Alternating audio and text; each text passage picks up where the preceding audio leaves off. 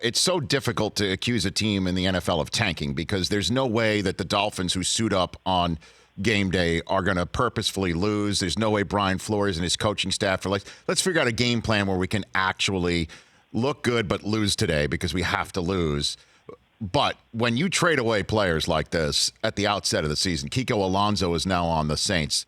How can you not accuse the Dolphins of trying to tank for Tua right here, Chris?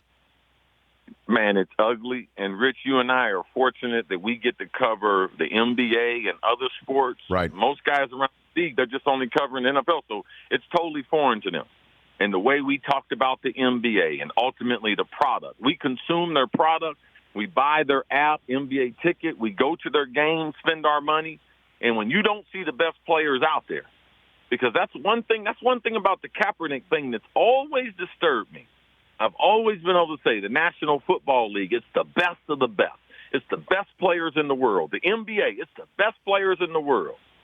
But when you start giving away things and you know that this team's not going to be competitive. I mean, Fitzpatrick, how much money they paying him to take that beating? Because I know if he signs there as a free agent and they say, you know something, we're not going to be real good this year. We're going to get rid of our left tackle. Does Fitzy sign there? So for me, the Dolphins, they are rebuilding. I am glad to see Kenny Stills get out of Miami with everything there with the owner and everything so he can have a clear conscience to go ahead and finish his career. Now, I do believe he could be the gem in this matter. Yeah, Deshaun, he's got to be responsible more with the ball. Bill O'Brien, they got to put together an offense that he doesn't hold the ball as much. But Kenny Stills, man, opposite of Nuke, man, they can do some damage in the NFL. So I think that Deshaun is one of the most underrated players we have in the league, and I'd love people to talk about him more. But, man, did they pay a handsome price for an average tackle and I believe an underrated wide receiver? Cris Carter here on the Rich Eisen Show. It's interesting you mentioned Stills going to Houston. I mean, Dwayne Brown would tell you the Texans aren't the most woke team in the league either, Chris. I mean, what do you make of Flores seemingly sending Kenny Stills out of town because of all of this? Well, if the original owner, Mr. McNair, was alive, I'd probably have some problems with it. But based on his stance on, the protest and everything, but he's not there.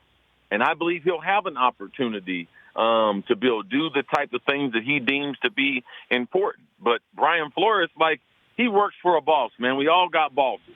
And, man, we get orders a lot of times, man, we don't like. But what do we do? As far as keeping your job and being professional, you try to go about doing that.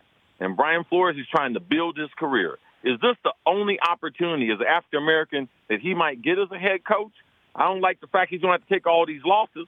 Him and Chris Greer, the general manager there, that's a rare combination as far as African-American in the head coaching seat and in the general manager seat. But they are tanking. We got to call it what it is, and it's going to be ugly. And to me, you put so many players' safety at risk. So many guys can get hurt. When I can't depend on the interior line, I can't depend on my left guard. I don't know the center if he's qualified to get the protection. People get hurt. And this is a big boy sport, man. This is not like basketball. You can hide guys. No, guys get hurt. And that's what I'm concerned about, the whole image of the league with the Dolphins and what they're doing. Yes, they are tanking, and it's going to be ugly. Well, lastly on this subject, do you think it's possible, knowing the league as well as you do, Cris Carter, that the Dolphins have seen enough out of Josh Rosen over the last several weeks in practices that they could safely say he's not their guy despite coughing up a 2?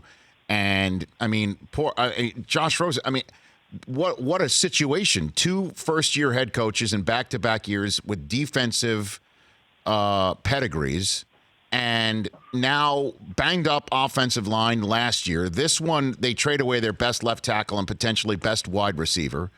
I mean, how can you possibly evaluate Josh Rosen through all this unless they already have? Is that possible, Chris? It's impossible. For one, it doesn't match up with why you trade a 2 for him.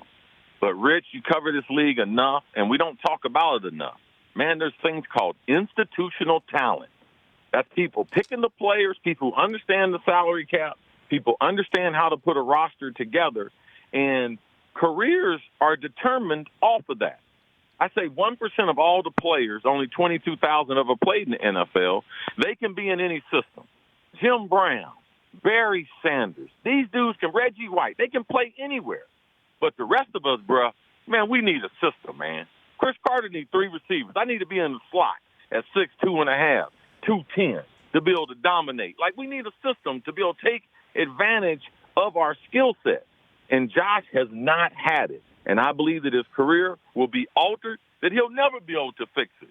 Because when you have 2 organizations give up on you within the first 2 years, it's hard to recover from that. And unfortunate for him, the teams that drafted him and traded for him were in the situation they were in the time he came. For more of The Rich Eisen Show, tune to Audience Channel 239 on DirecTV for free on BR Live or download the Rich Eisen Show app.